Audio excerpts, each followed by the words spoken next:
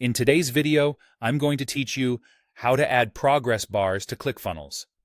A progress bar is a simple visual cue that shows visitors where they are in your funnel and how much is left.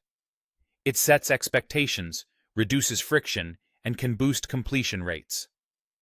Let's walk through how to add one and make it look great. Start by opening the ClickFunnels page editor for the specific step where you want the progress bar to appear. Think about the user's journey at this step. If it's a multi-step form, a progress bar near the top of the page helps people see they're moving forward. Inside a section or row on your page, click Add New Element. Use the search field to type Progress Bar, then select it from the list. Drag the element onto the page and drop it in the exact spot you want it to appear. Most funnels place it near the top, above the headline or above the main form, so it's immediately visible without scrolling. Hover over the progress bar and click the gear icon to open its settings. This is where you'll fine-tune the appearance and message so it matches your funnel and brand. Set the percentage to the value you want to display. If this is step 1 of 4, you might choose 25%.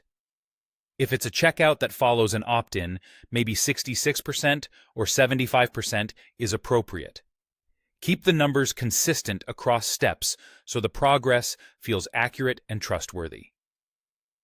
Update the text to clearly communicate where the user is in the process. Short and direct works best, such as Step 2 of 4 or 50% complete. Keep it encouraging but realistic, and avoid overly long phrases that can crowd the bar. Choose your colors for both the fill and the background. Pick a fill color that stands out against the background for strong contrast and easy readability. Align it with your brand palette and ensure the text over the bar remains clear.